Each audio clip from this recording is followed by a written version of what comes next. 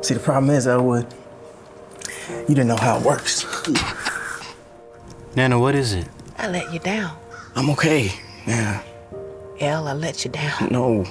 The Nickel Boys is a book by Colson Whitehead that we adapted into a movie.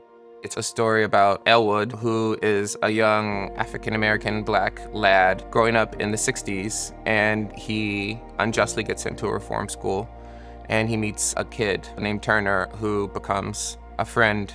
It's based on the true story, and what Nickel Boys is Colson fictionalizing what happened, but also maintaining the core of truth. The initial conversation about the way I wanted to adapt the film was more conversational than I think I expected.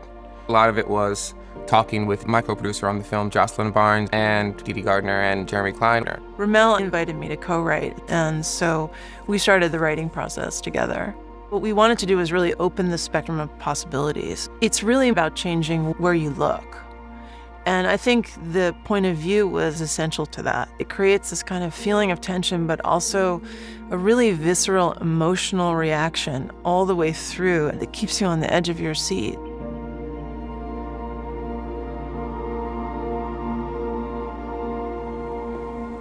Young man, do you know a student named Elwood Curtis? Yes, I do. Thank God. Hattie is Elwood's grandmother and represents the backbone of the Black community. She's a woman who has supported many a person through the injustices that have happened to them and been kind of the one left to ensure that her response to the past travesties doesn't affect the ones who are present, like Elwood. They told me that he can't have visitors.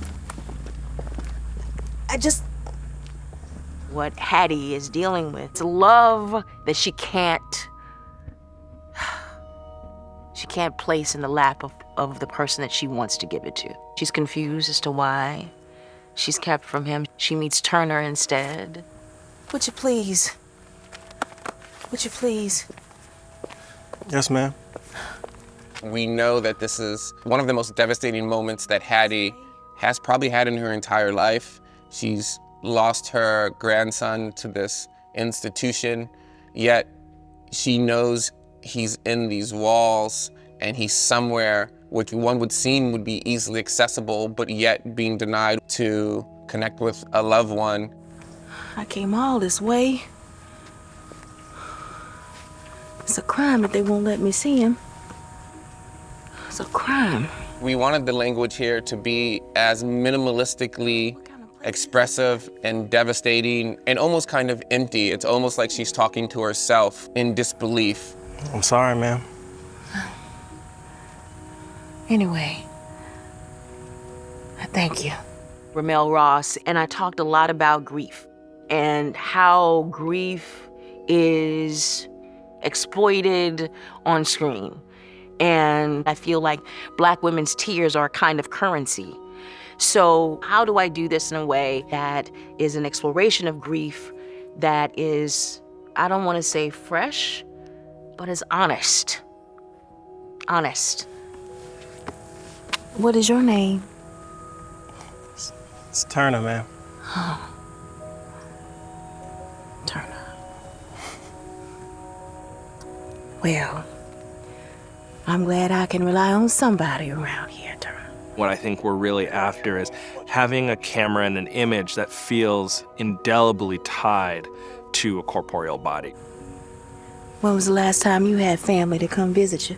This is one of the scenes where RaMell and I really felt like, oh, this is what point of view changes, where the camera had to be present to Aunjanue as Hattie. I came all this way, and I can't hug Elwood, so I guess you'll have to do. You have to see it, what she really does and how she does it. I can't quite put it into words even. And I would say in some ways she's the heart and soul of the film. Thank you, son.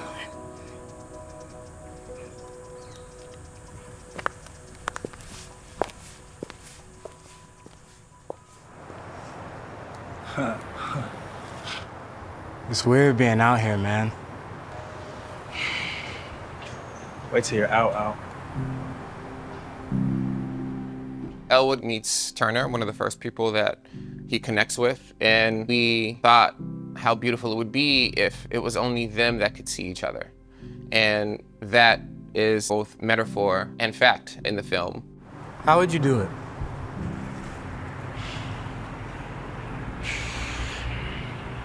Well, I wouldn't run into the swamp. Hide in there so the coast is clear, then hitch a ride somewhere west or north. All right, that's how they get you.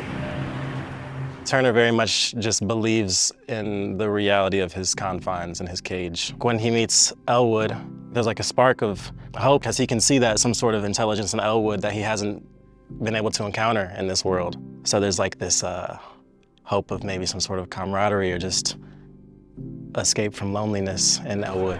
The chemistry between Brandon and Ethan, it's uncanny. We noticed it immediately. There was something infectious that was happening between the two. Brandon and I were both very open with each other, and RaMell instilled a lot of confidence in us to tackle it and be free and be open while performing. See, the trick is not doing what they know you're gonna do. RaMell and I were always talking about wanting to have a shot in the film where we see Turner and Elwood together. And so we just kept asking ourselves, like, where could we fit that image? And there was a location scout, and we were walking into an old train station that we were going to use for the production. RaMell and I walked in, and there was a mirrored portico right above the entrance of the station. And we look up, and it's the ideal place to do it. And so we ended up retroactively changing our plan to have it in this location. The technical aspect of it is just so cool. And don't take no one with you. All right, not one of those dummies. They'll just take you down with him. Gotta go it alone. RaMell's truly a visionary in his design and his artourism. And I think it's been such an amazing collaboration because he really has given me and so many of us space to really imbue it in ourselves, to put our blood, our imagination, our lives, our dreams into the project. And I think that that's only made the images more powerful.